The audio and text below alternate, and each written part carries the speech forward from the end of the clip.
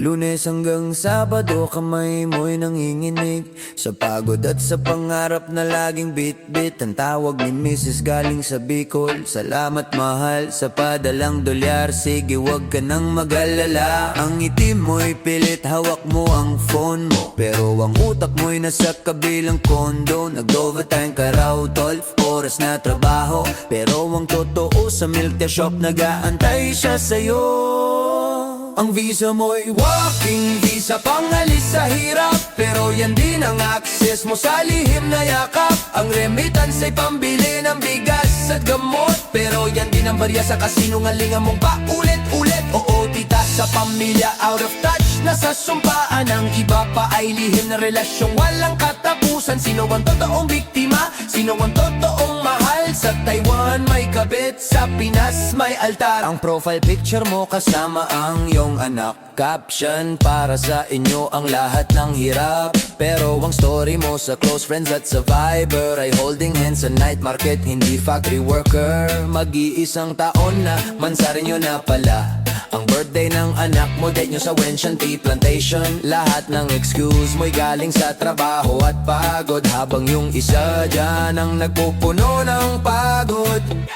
Ang visa mo'y working visa, pangalis sa hirap, pero yan din ang access mo sa lihim na yakap. Ang remittance ay pambili ng bigas at gamot, pero yan din ang barya sa kasinungalingan mong paulit-ulit. Oo tias sa pamilya out of touch, nasa sumpaan. Ang iba pa ay lihim na relasyong walang katapusan. Sino ang totoong biktima? Sino ang totoong mahal? Sa Taiwan may kabit, sa Pinas may altar.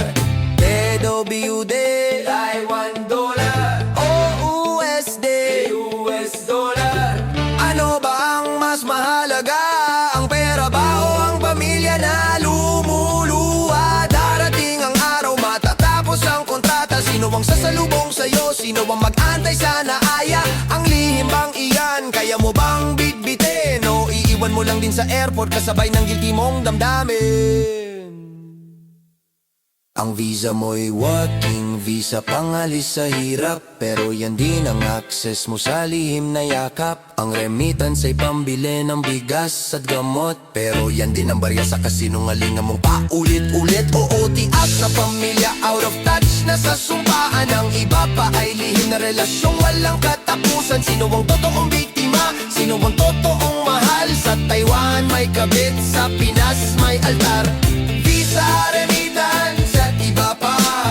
Ang iba pa na sumisira sa sumpaan. Sige uwi na, sige magtago ka na sa Taiwan. Sa Taiwan, sa Taiwan. Sino ka nga ba talaga?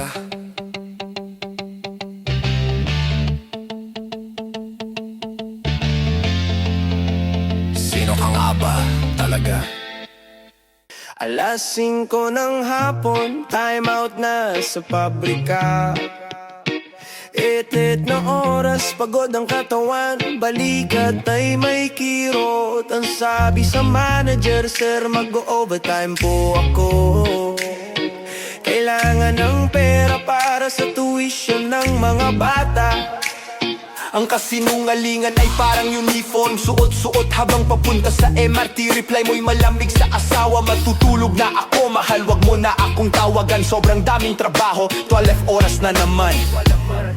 Pero ang totoo, ang overtime mo'y sa pagmamahal, sa isang tago at lihim na relasyong walang dangal, walang pansin, walang payroll na tatanggapin, kundi yung guilty at lihim ng ngiti pag-uwi sa gabi. Di sa production line ginugol ang sobrang oras, kundi sa isang relasyon na alam mong may limitasyon at awas. Overtime sa pag-ibig na iba, absent sa pamilyang naghihintay. Sino ang tunay na binabayaran? Sino ang nagdurusa? Ang oras na sobra ay hindi sa welding o paglilinis, kundi sa parke, sa tea house at magdamag na halik. Ang bonus mo'y hindi Taiwan dollar, kundi yakap na nakaw sa isang taong convenient, laging available at handang umalaw sa umaga. Hagar ka hindi dahil sa shift, kundi sa puyat sa relasyong di pwedeng i-admit. Ang excuse mo'y machinery breakdown, emergency meeting, pero ang totoo ang nasira ay ang iyong sumpaang matiting. Pero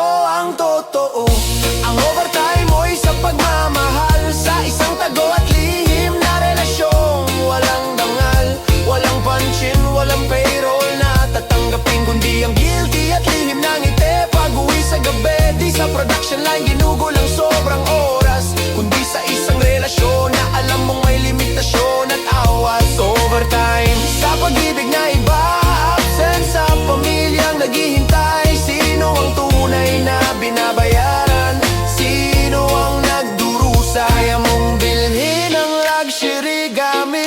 pinagpawisan, pero ang tiwala ng asawa at anak hindi mo na mababayaran. Darating ang end of contract, reunion sa airport. Ang amoy mo'y hindi factory kundi bango ng ibang port. Overtime sa pagsisisi ang huling bayadan niyan. Kapag ang lihim mo'y nabunyag at lahat ay iiwan ka na lang.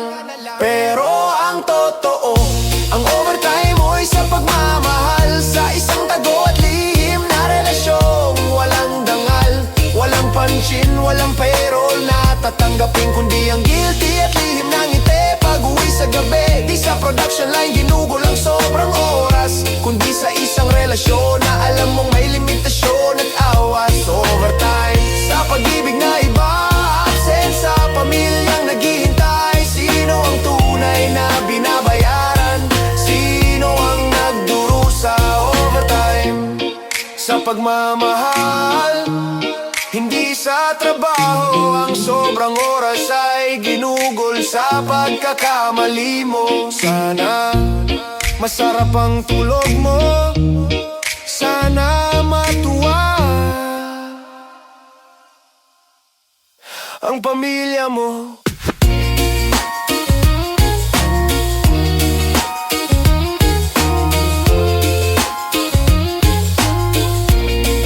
Ang pamilya mo.